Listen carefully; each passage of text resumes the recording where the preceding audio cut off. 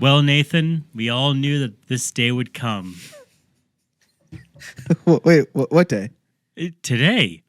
Tuesday? That's right. Tuesday. The last I knew it. official day that I will be a network special. What? Wait. Oh, you don't remember what? the last couple months of us talking? Okay, run this by me again. Oh, well, you see, I feel as though we need to kind of explain what's happened to our fans because we have been getting emails. I have been getting threes of messages from people asking, what happened to Network Special? Is Network Special coming back? Yeah. Well, I'm a very public figure, and you are the reclusive one. You're like the Howard Hughes of the Network Special. I'm the teller of the Penn and Teller. The famous magicians, Penn and Teller, for those of you who don't know. Yeah.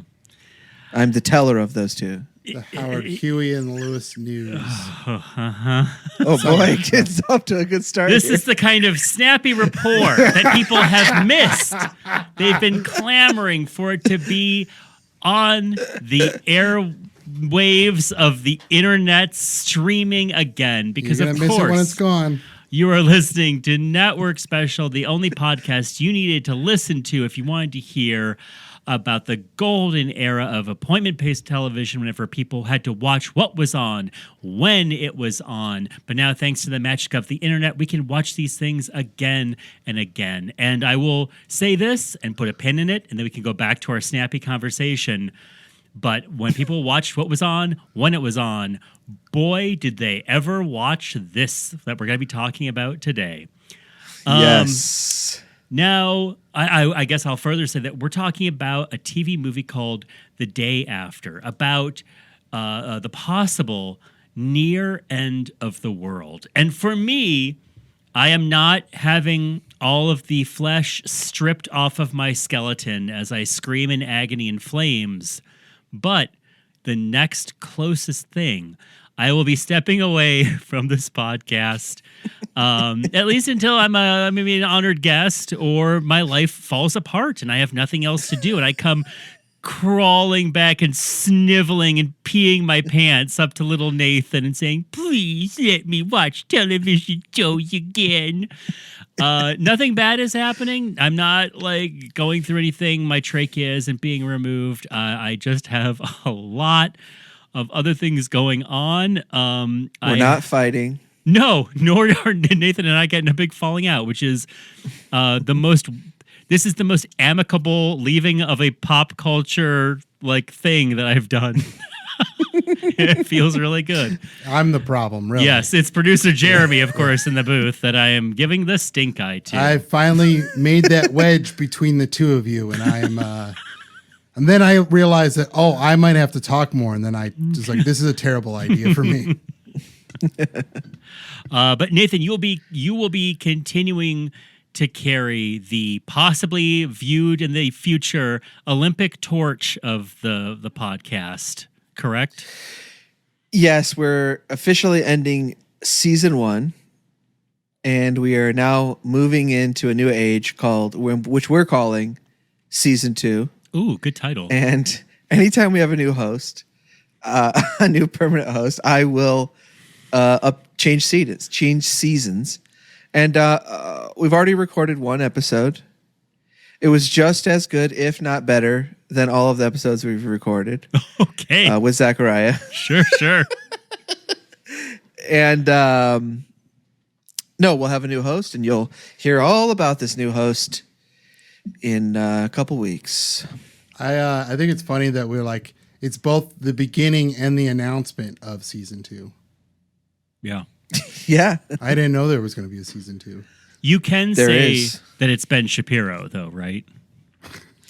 It is Ben Shapiro, and Charlie Kirk will pop in from time to time to give his a little sideways glance at the news. Oh, that guy, he always has me laughing. Yeah, he loves to make people laugh. Are there two funnier men? I mean, the thing I love Bench- most about him is that he's always on the right side of history. Yeah, I think the top three funny men I can think of, because I can't think of any funny women, is Ben Shapiro. They don't exist. Yeah.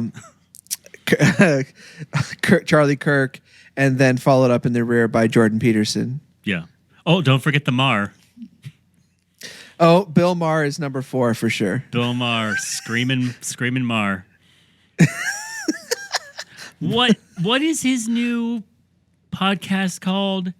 Is it called like Rando or something like that? Who? Bill Maher? Bill Maher has a new show, and it has the most embarrassing, that cringe culture everyone's talking about now. Ugh. New rule. I just looked up Bill Maher, and that's the first thing that comes up. Oh yeah, new rule. New rules. Club Random. That is Random. I was very close with Rando. Somehow it's worse. Club Random. That is the name of the podcast that this 66-year-old man is starting. Oh, and guess what? Hold on. Club. Hold on. Bill Maher rewrites the rules of podcasting. The way he did in television in this series of one-on-one. Okay, so here's how, by the way, if you're curious, here's how Bill Maher is rewriting the rules of podcasting. I'm all ears. Jeremy, listen up. He's having one-on-one, hour-long conversations with a wide variety of unexpected guests. Mm-hmm. Okay. Yeah. New rule. When Same you as the break old a one. rule that big, you only need one. Yep. Yeah. And you'll happy to know it's Adam Carolla is definitely on one of the episodes. Oh, I'm looking at them right now. John McEnroe, Adam Carolla, Sammy Hagar, Pierce Morgan. Pierce Morgan. This has all the making of something that could be totally life altering.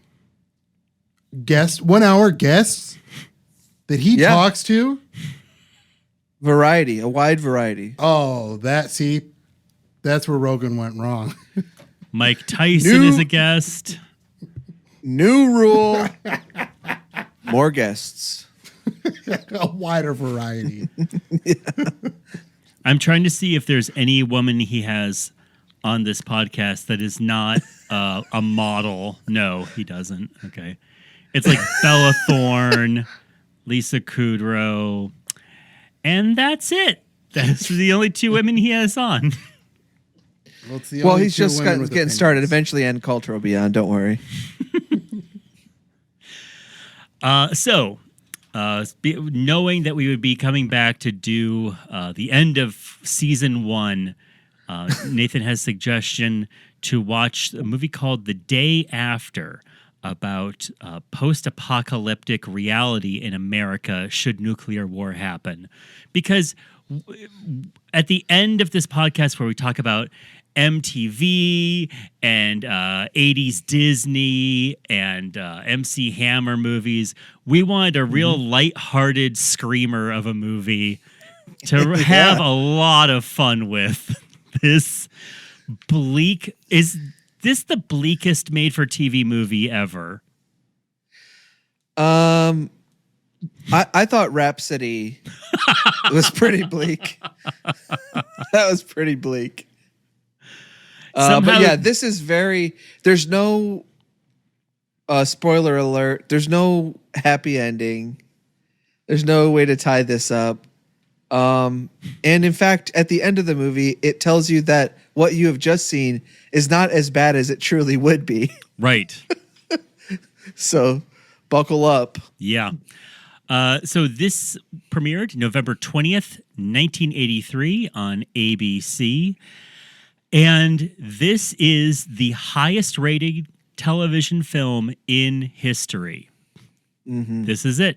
As of 2019, I think is what the Wikipedia said. Well, as of 2009, don't worry, nothing will ever top it. Nothing will ever have as many viewers as there was viewers of things in the 80s and 90s. What was the share it got?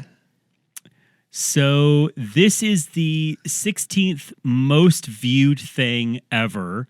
and it got a 46 share.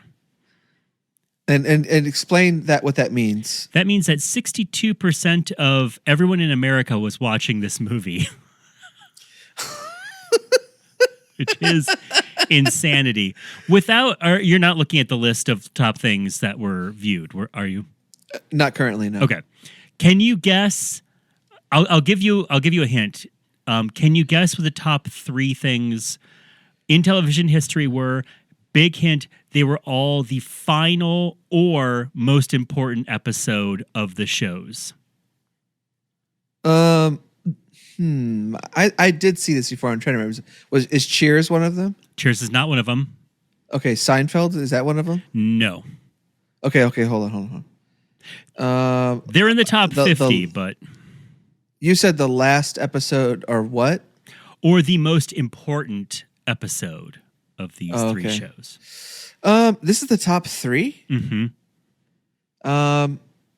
Well, Different Strokes? I'm just kidding. Ooh, close. Okay. Do you want me to just... do you want to keep guessing? Sure. Go ahead. We don't have all night. All right. So, number 1, with 77% of America watching it, the last episode of MASH. Oh, that's right. I was gonna say which everyone was really happy about. Were people not happy with the last episode of MASH? Yeah, because remember they fly off in a helicopter, doesn't it crash or something? Oh, I don't know. I have tried watching MASH, and I have never been able to pierce getting interested in it. When DVDs were all the rage when they first were happening, and I was trying to collect them, I did get the first season, I think, of MASH on DVD, and because I thought that's respectful, and I watched a few of the episodes, and I'm not crazy about it. Yeah. Producer Jeremy, do you want to? Did you have guesses of this? I didn't mean to shut you out. Oh no, MASH would have been my first guess. Okay, so Jeremy's smarter than everybody here. Second, General Hospital is no. Second is Dallas, the Who Shot JR episode. Damn. 3 is the last episode of Roots. Roots, which I always think about that's right. as a TV movie, but of course it was a series. And I keep saying we need to watch that for this show. I guess maybe in season 2. Have your work cut out for you. Then you have 2 Super Bowls, and then you have the night of the Winter Olympics where Nancy Kerrigan squared off against Tonya Harding. Then another Super Bowl. Then part 1 and part 2 of a showing of Gone with the Wind in 1976. That was the 8th and 9th most watched thing ever. 2 more Super Bowls. Wow. A Bob Hope Christmas special, but it's in 1970, so I'm guessing people watched it because they might see their boy in Vietnam in the crowd. Because nobody that crazy as a guest. I looked it up. Then 4 more Super Bowls, and then we have The Day After coming in at number 16. However, 16 through 11 have very, very close ratings. So this was really up there. Oh, so let me just clarify something. I don't know what I'm talking about with the last episode of MASH. Everyone just gets into a helicopter and then everyone says bye to each other. It sounds like no one crashed. Yeah, I don't remember. I was something I don't remember there being a crash. I was looking it up frantically. I was like, how could I forget that? I thought there was something I remember people being upset about the last episode of Seinfeld because they said, well, that wasn't a very good episode. Right. No, it's definitely not. I don't remember what it is, what that came from. Maybe not. Anyways, moving on. This is a riveting, huge deal. This is a huge deal. I was trying to figure out how it got to be such a huge deal, but I guess, we were dealing with a possible real life nuclear war standoff between us and Russia. And this movie, the people who made it set out to make a movie that would be realistic about what it might be like in America if we did have a nuclear war, how people would survive, how it would affect us if we would survive. And it was being treated with such seriousness, and they were trying to go through the government, and they were going through NASA. And so this TV movie wound up as a cover story on Time magazine and Life magazine and People magazine and all these. This was a big event television, and they were encouraging families to watch it together.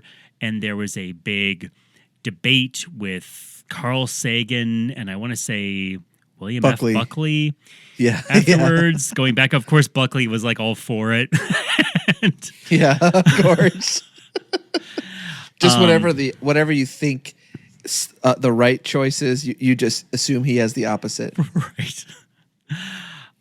So people tuned in, and I'm watching this. If you had just shown this to me, I would have never suspected that this would have gotten big ratings. I guess just on its own, it's just another freaking long slog. Like, but with all of the history behind it, like what you said, like the fact that they had discussion groups, like people were forming discussion groups around this thing. Ronald Reagan watched the dang thing, and there's rumors that he changed his mind on policy because of it. There's so much around this thing that it adds a different layer of it to it while you're watching it. You know, you say it's a slog, and we'll get into it. It is. Well, we always say everything's too long. I guess that's what I mean by slog. I enjoyed it overall. I do think they could have edited more, but anyways, and they did edit actually. Boy, they sure what did. We're seeing, yeah. Yeah. Do you want to get into that? Yeah, go for it. I mean, do you know more about it? Oh, I just read what the Wikipedia says about it. So everyone go on out there and look up. I'm just kidding. Well, originally this was going to be a 2-night event, which I think would have been too much, way too much to ask of people. It was supposed to be a 4-hour-long movie. Then it got cut down to a 3-hour movie. Yeah.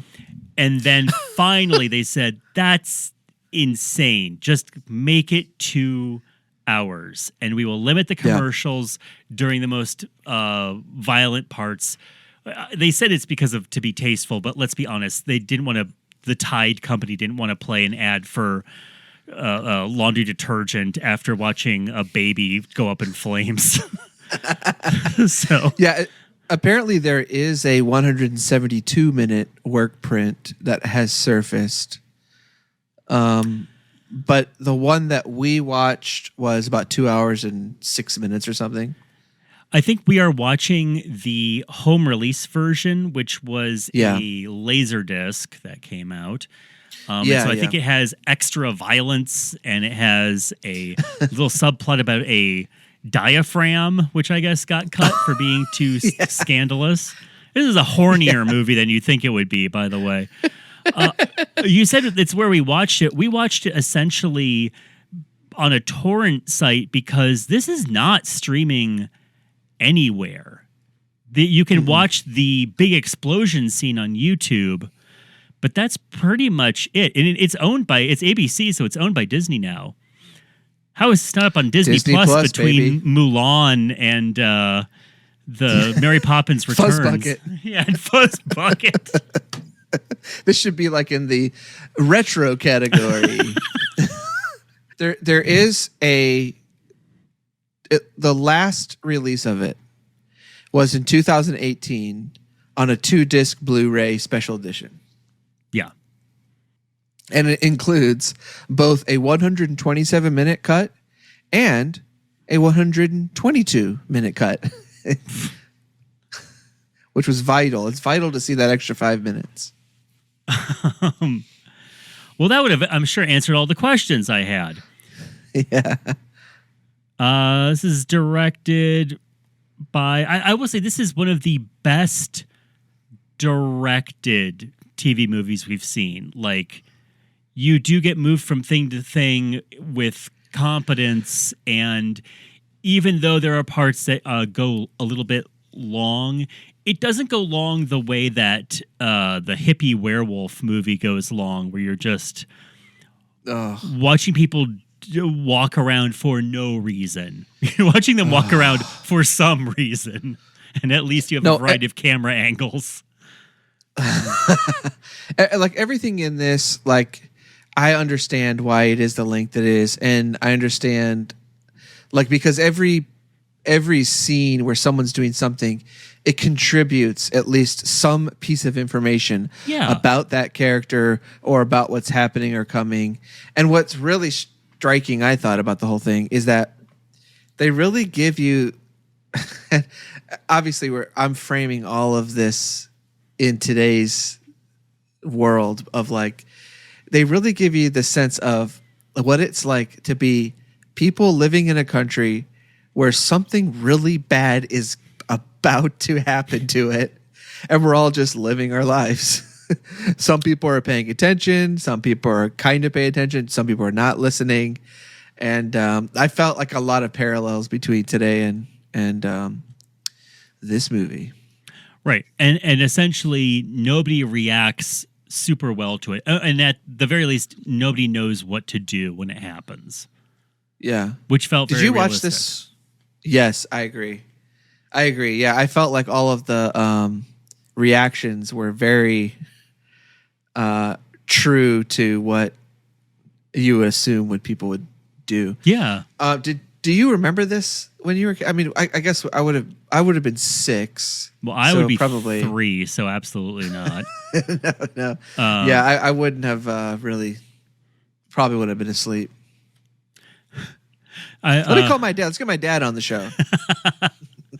I just want to say the guy who directed this directed a movie called Time After Time, and he also directed the 2 original Star Trek movies that everybody likes, which is 2 and 4. Yes. So he's no slouch in the directing right. department. And the guy, he did not write it. I think he co-wrote it. And apparently after researching this movie, both of them got extremely depressed and had to take a long break from showbiz. Yeah, the one dude was like coming home sick every day. Yeah, I bet. I see. Now this movie would have. I guess let's set up a little bit. We take time. My only complaint is that a little bit too much time for my liking. Seeing the characters living their everyday lives. That's a solid half hour. Is seeing people do chores on the farm, seeing Jason Robards, who plays the doctor, kind of does talk to his daughter and be horny for his wife, and then you see the farmer's daughter be horny for her boyfriend, and you know, and then also like a woman who's horny for her husband, but also there's like a quick scene where she kind of is like waving to this army general like she's having an affair with him. That was an odd scene. Yeah, it was really weird. I was like, what are they setting up here? Who else is in this? So it's Jason Robards from like all the President's Men and Magnolia. John Lithgow, not in a huge role, playing a scientist who kind of knows what's going on. A really young, baby-faced Wayne Knight playing one of the students. Okay, that's who that was. I was trying to. I saw his name in the credits, and I thought, wait a second. And so he was the chunky science, like the kid in the science class with him. Yes. Okay. Yeah. And old Guttenberg back again on the show. Charisma void Steve Guttenberg back, taking all of the energy and verve from Single Santa Seeks Mrs. Claus. Into this role. Boy, Steve Guttenberg, I'm sorry, that guy just stinks on ice. He cannot act. I don't get it. Why do people have such goot fever? Do you do you remember anything about him in the Police Academy movies? No. Right. I only can remember the other characters. And as far as I'm full disclosure, I've seen maybe 5 minutes of a Police Academy movie. However, Oh, well, you have a lot of minutes left. I have a mission to Moscow to attend. That is fine if you have the center of your wacky comedy be a little drier. Oh, like a straight man. Yeah, sure. because you need sound effects, ma'am, and Bobcat Goldthwait to be honking off around you.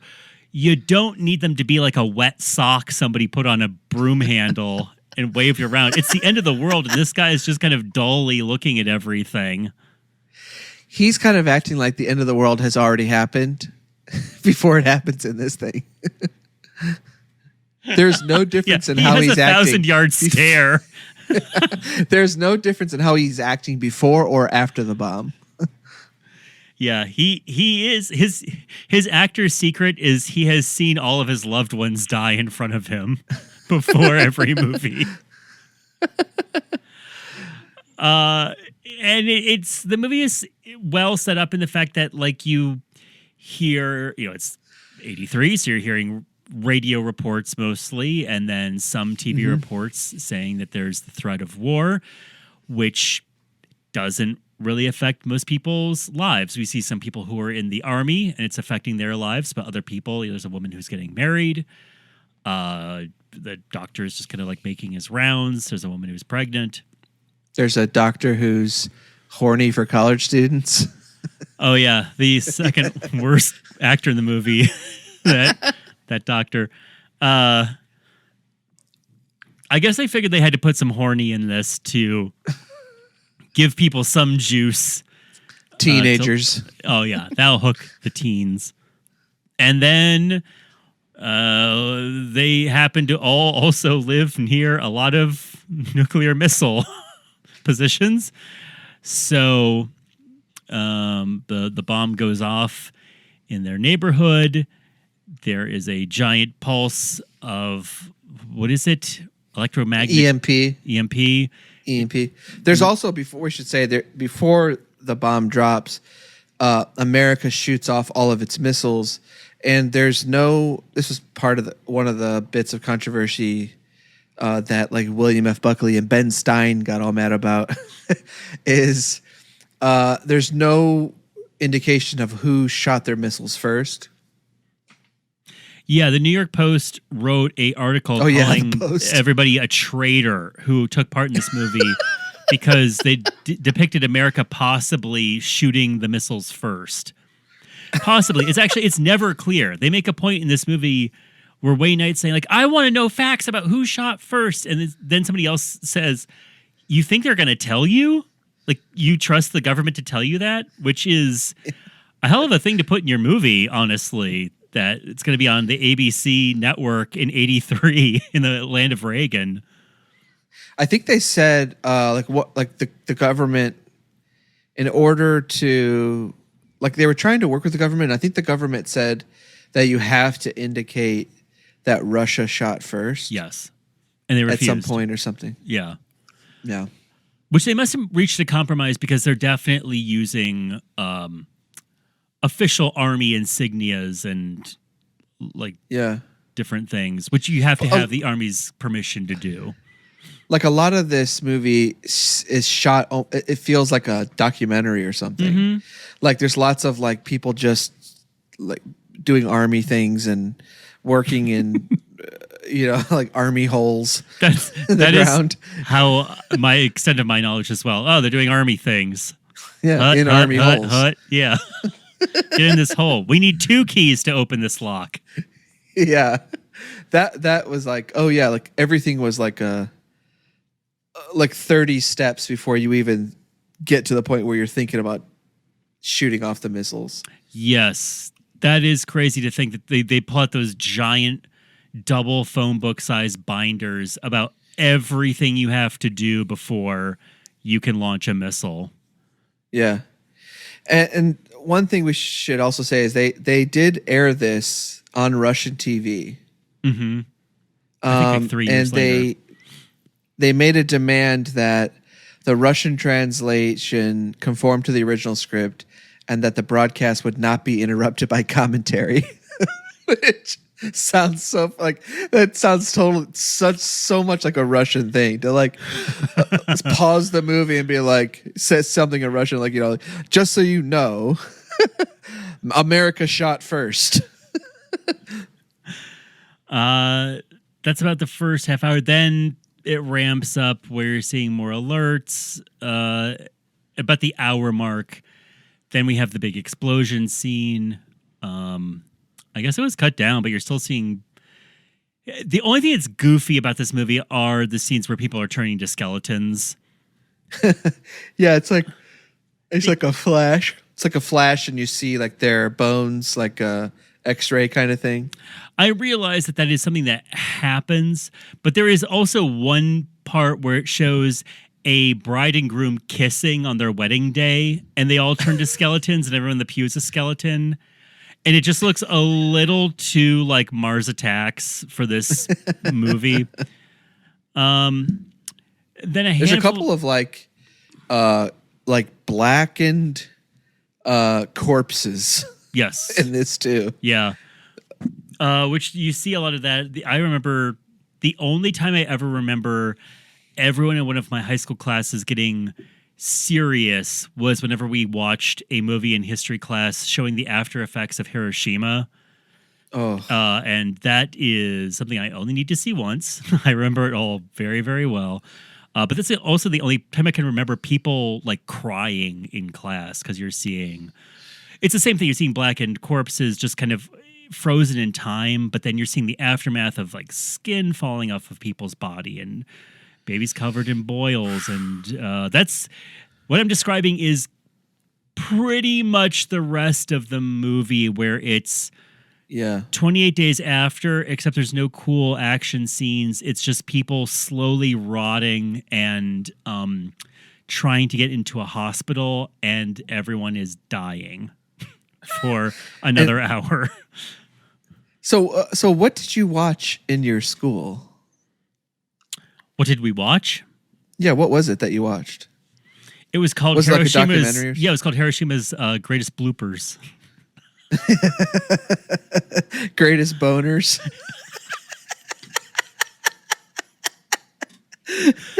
I don't remember the name of the documentary, but it was footage that people went in, and I mean, I'm guessing it was people from the army who were sent to document what the after effects of nuclear explosions would be.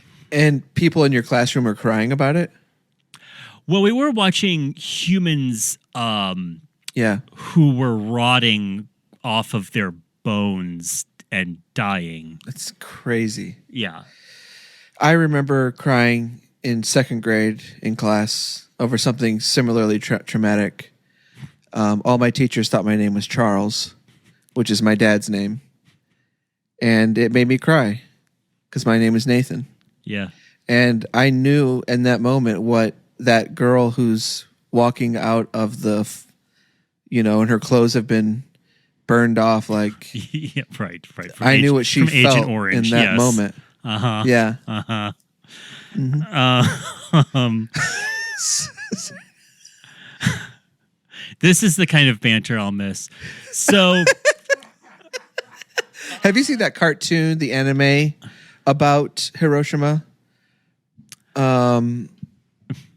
Not Akira. I'm looking at I guess you could say all anime is kind of all of Japanese culture is sort of based post-nuclear war. Yeah, it's called Barefoot Gen, and it is based on, I think, the person who wrote it. I thought it was kind of based around maybe something he had experienced, but it's basically just about someone who survives the bomb, and there's lots of scenes animated like that where people are just melting away, and yes, right. And then it's after effects, people losing their hair and stuff like that, and kind of like the cutthroat world where everyone's out for their own. Something that the Yeah. director said that they didn't want to do is they didn't want this to be a disaster picture, not the Poseidon Adventure or what would it be now, like Volcano or Independence Day or something. And they succeeded. It's not thrilling. It's just, it is a bummer of a movie that makes you think even now about what would happen. Essentially, what I was thinking whenever I was watching this would be, oh, we would really be screwed now if all the electricity goes out. Because the people who survive in this are like farmers who are going to their storm cellar and they have all their canned goods and their milk pails full of water. It's like, no, if we all lose our phones and our TVs and our cars, we're all going to die in this.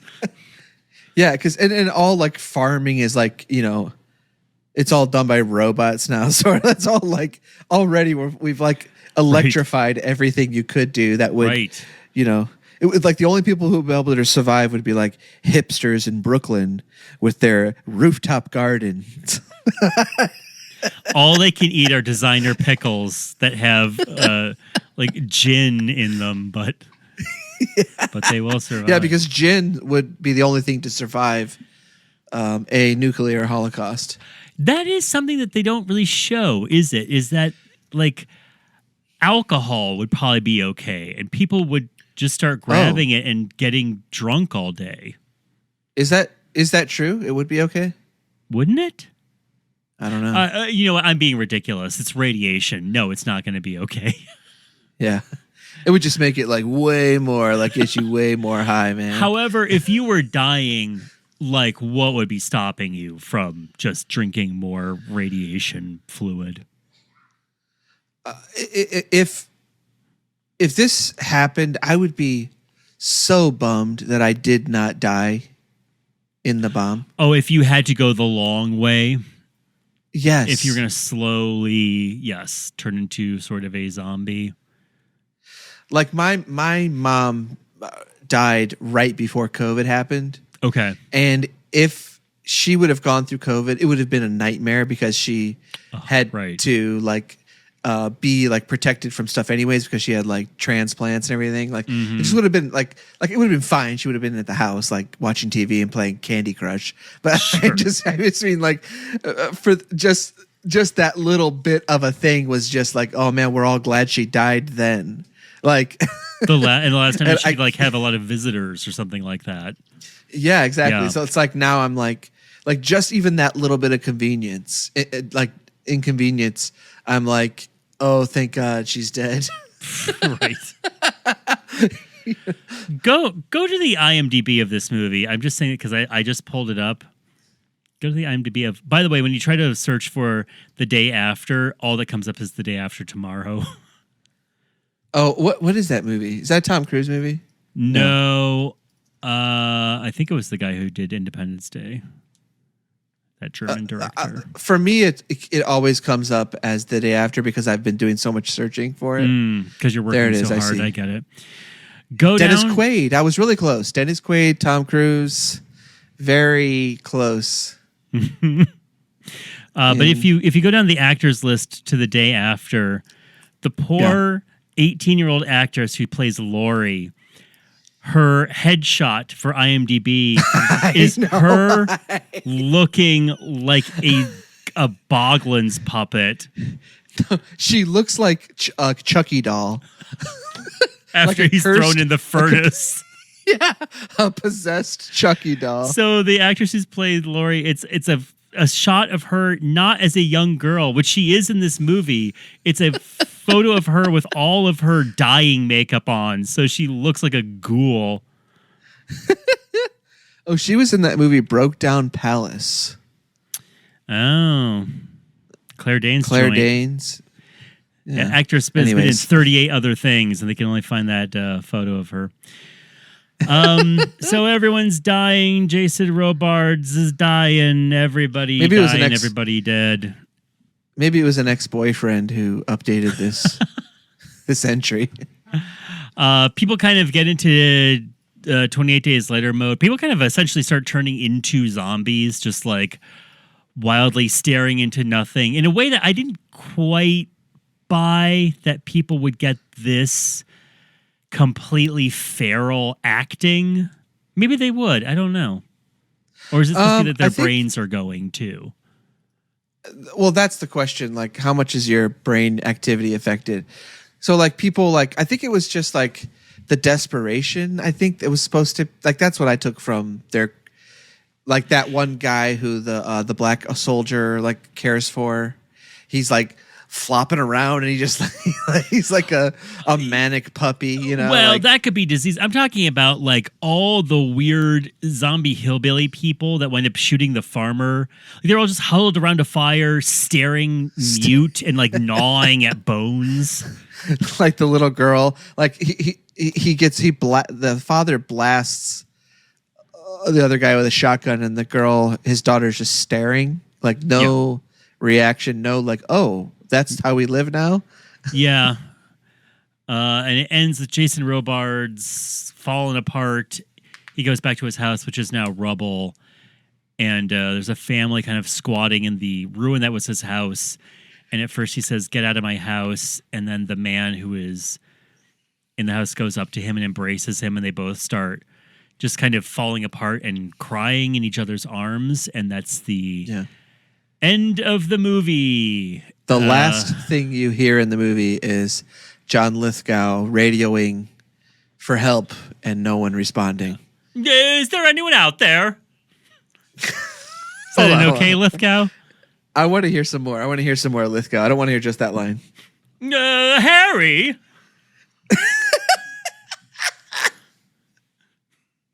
He has such a specific kind of lisp or something like in his mouth. It's very hard. Yeah, I'd really have to practice at it. I feel like that would be a Bill Hader go-to.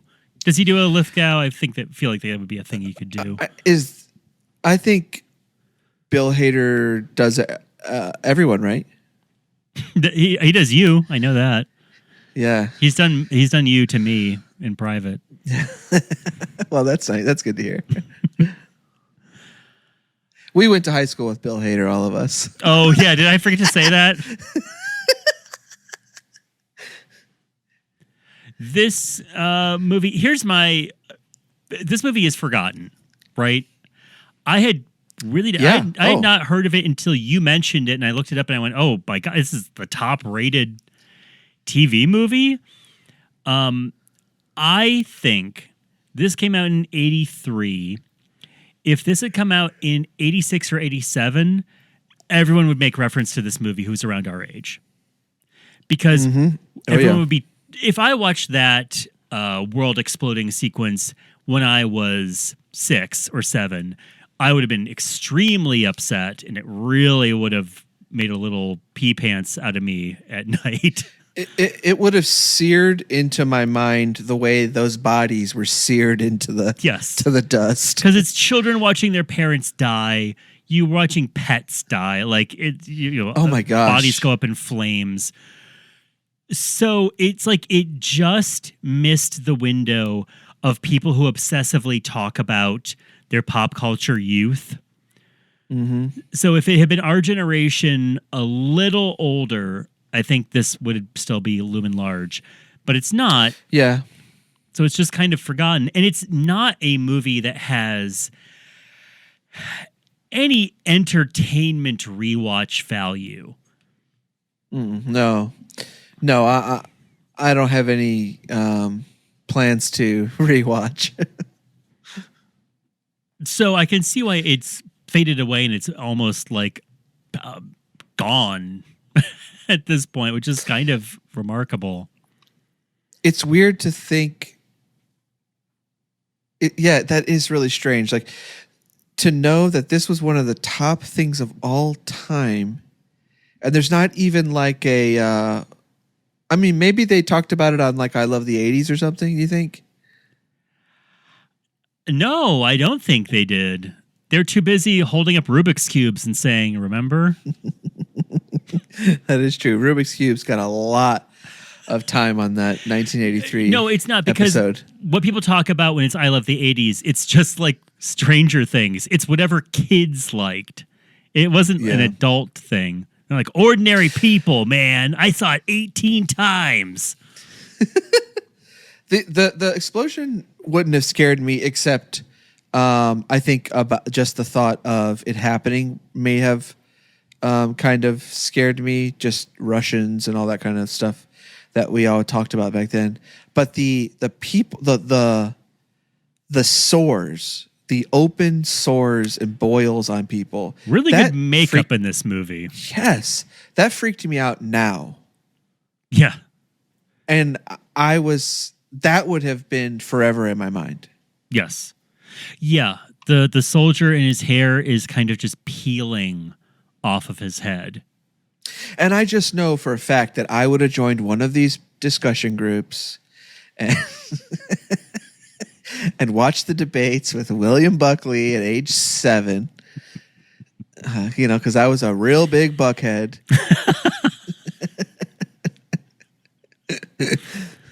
Well, you had that Buck the System shirt.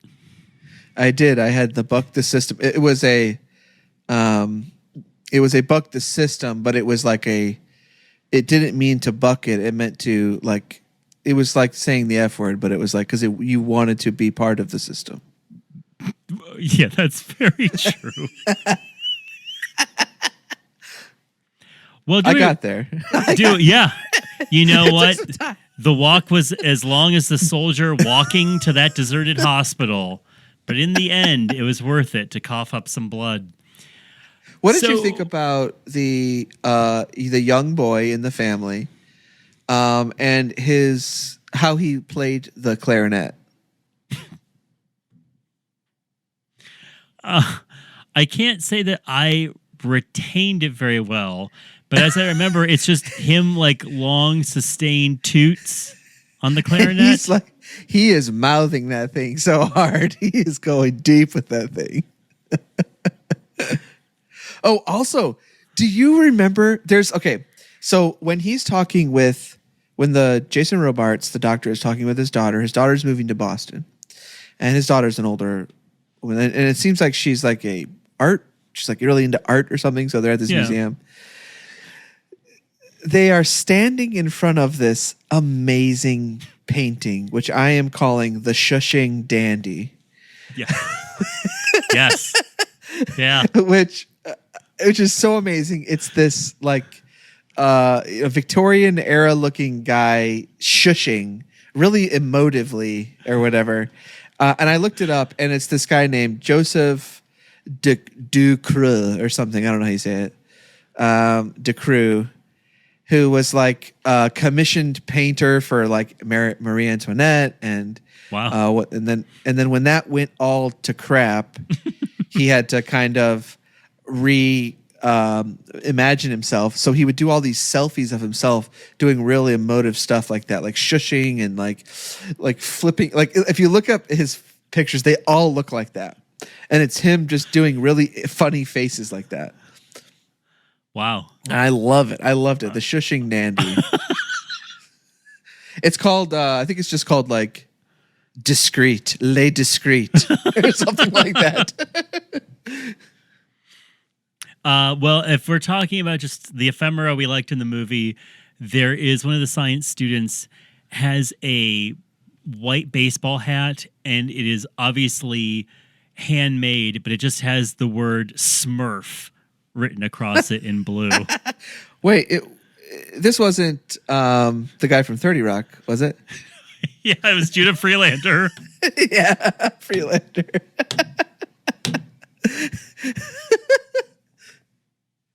One of his earlier iterations. This was nominated for 12 Emmys and only won 2. It won sound editing, and I actually think the sound in this is kind of bad. All the off-camera. Did you pick up that like? I had to listen to this on headphones, and whenever somebody did off-camera dialogue recording, it sounded like they had them just yell it into a tin can while running by. The sound gets so weird and different, and it won special effects. Special effects. How did it not win makeup? I know. A movie called Why Me won instead, which is about facial disfigurement. I guess it was showier.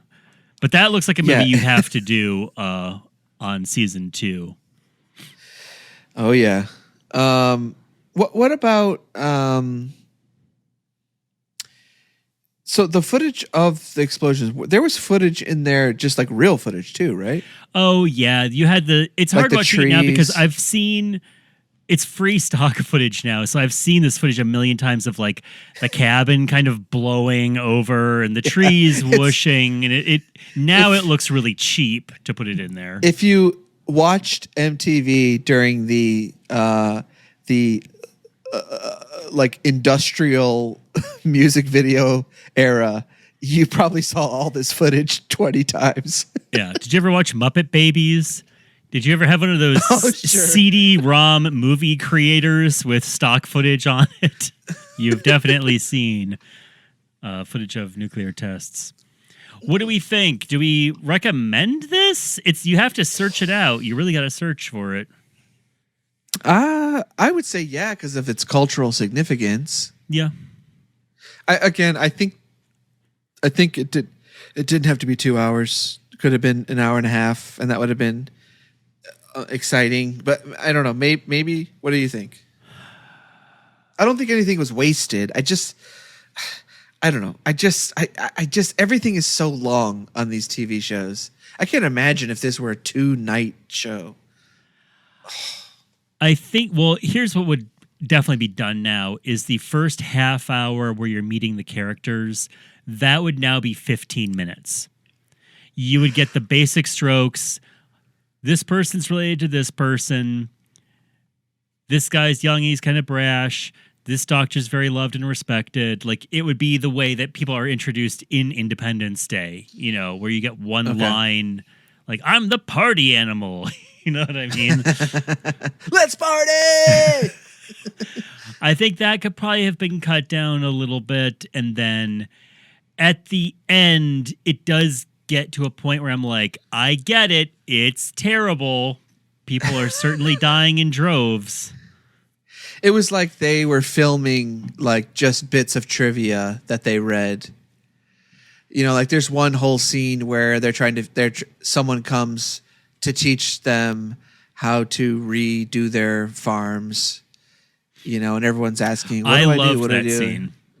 There's lots of stuff like that where it's like very specific, like, here's what would happen if this happened. See, I liked that scene where all the farmers are gathered together and there was a guy whose face is melting off telling them how they can, quote, like, save their crops. And it's so clearly hopeless. I like that more than the dying stuff because it shows how even when all these people die and maybe 1 or 2 people survive, even then it's like, because people are saying, oh, you take the bad topsoil off. And they go like, well, okay, where do I put the bad topsoil? Do I bury it so it becomes bad soil? Like in there. They're like, how do I know what is bad? Like, do I, right.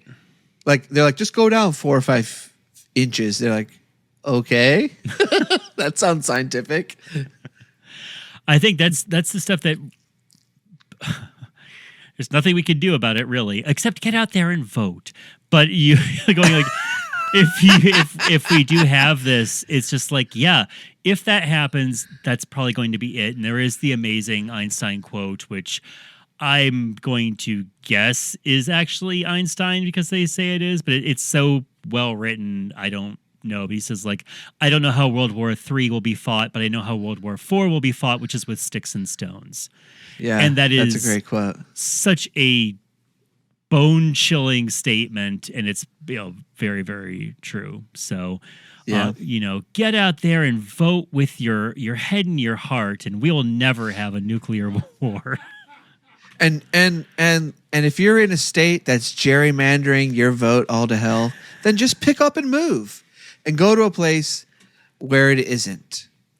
Grab if there is a garbage truck very specifically parked in front of an entrance so you can't see where the voting entrance is, grab reach down, grab each bootstrap. You'll find it on the side of each shoe and hoist it way up to heaven and then get a better job. Give yourself a boot wedgie.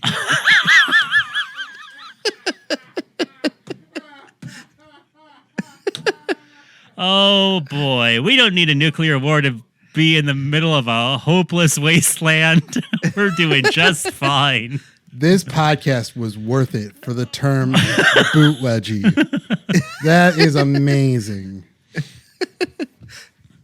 Well, and with that, that is our final TV show watched for season 1. Mm-hmm. But this is not the end of the episode, is it? No. However, we're reaching a time where I think we're going to have to make this next episode bonus episode, air horn, which means, do you know what that means? We're going to get to even 60, baby. We're going to get to our 60th episode. Love it. Just don't remove that one preview, that 1 30-second preview that has been mistakenly left on our timeline. Don't touch it so we can still have 60 episodes. Well, I don't count those. Those aren't numbered. They are just there. So. Oh, okay. Yeah, you're right. I mean? Yeah. That's a little extra bonus episode. A little wink and a cupcake. Well, right. As we say at the end of every episode, Harry, is there anyone out there? Bye. Bye.